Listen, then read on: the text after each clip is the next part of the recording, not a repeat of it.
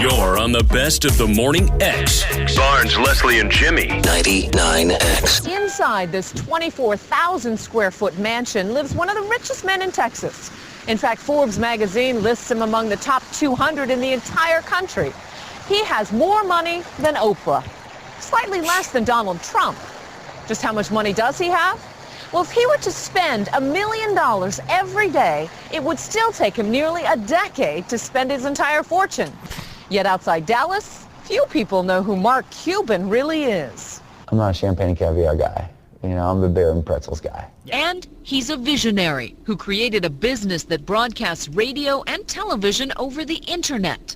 Last year, this self-professed computer nerd got the ultimate revenge. He sold his company for nearly $6 billion. So how much is he worth? It varies anywhere, $2 billion. $2 billion at give or least. take. Give or take, yeah.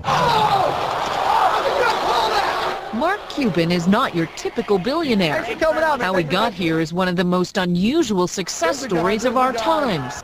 Please welcome from Dallas, Texas. He formed broadcast.com and loaded up millions, and now he owns the Dallas Mavericks, and he has a lot of fun. Mark Cuban. Hey, Mark. What's up, y'all? Hey, not a lot. Where'd you get those clips? I don't know. Oh, my goodness. Where was that? Rich, where'd we get that? I think we What show downloaded it was off that? broadcast.com. Oh, no. No. Where was that? That was off of 2020. That was from I 2020. Is it at some point? I mean, because this woman in this piece, she was asking you, what you're worth and all that. Are those uncomfortable questions for you to answer, or are the numbers just so staggering you almost can't even attach yourself to they're sick, it? and I'm the first to realize it. It's like I look at them and say, this is not even real. No, who would have thunk, And so, no, I don't want mine when people ask me, because that's just part of the picture. But what a great problem to have, right? No, it is a great problem, and you seem not to shy away from it. Which, if someone says if you say $2 billion, that's $2 billion. Well, what are you hiding from? And your story is amazing because you didn't grow up as like this rich kid. It's not like it's not like you have billions and like $4 billion of it was dad's. How much money did you have when you started broadcast.com? Well, let's go back even before that. When I started my first company, Micro Solutions, I was living 6 guys in a 3-bedroom apartment in this apartment complex called The Village in Dallas. In what year?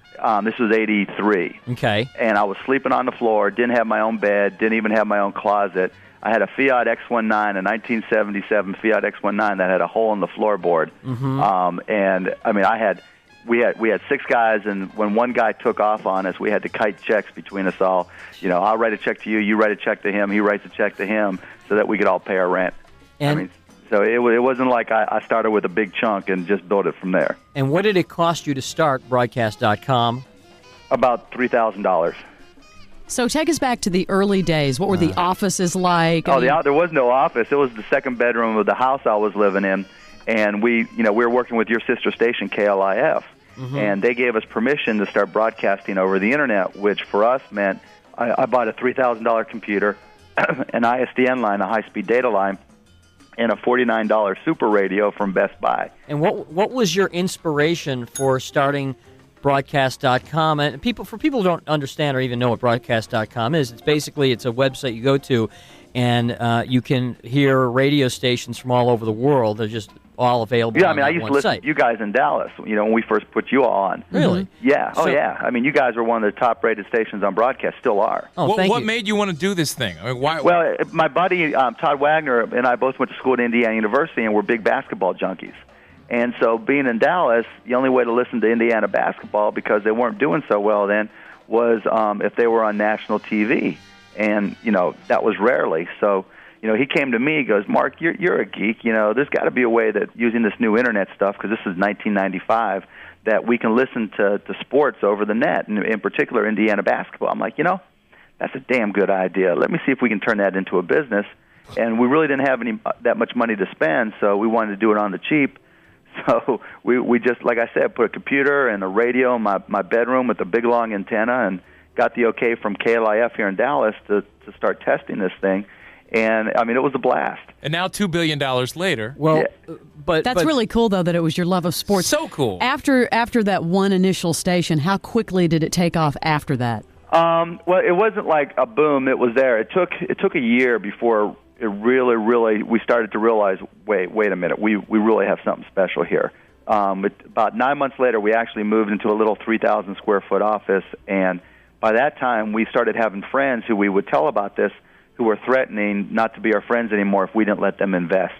So to give you an idea, like my buddies, they all put in $30,000 each for 1% of the company, and that 1% of the company ended up being worth about $60 million. And how long did they have to wait for that 30,000? 96 to 99, so 3 years. Oh, that 3 years. sucks. That really sucks. Now, were these the guys that were sleeping on the floor in the 3-bedroom apartments? Oh yeah, I mean these guys. I mean I have a lot of new best friends. And I'll bet you had a lot of friends who were like, nah, that doesn't sound like a good idea. I'm gonna pass on that. There's a lot of people who are kicking themselves. I mean, really. How many people? Man. How many people did you make millionaires? Well, when we sold the company to Yahoo in '99 for $5.7 billion, of the 330 employees we had, 300 became millionaires, and the 30 who didn't were people who had started like within the last month, and then plus all the friends who invested in everything. So probably about 350 people.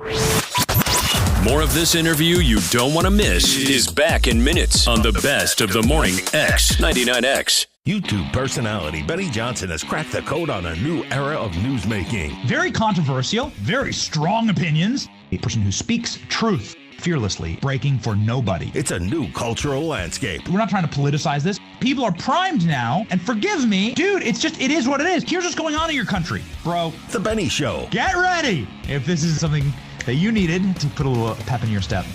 No? Yeah? Okay. Follow and listen on your favorite platform.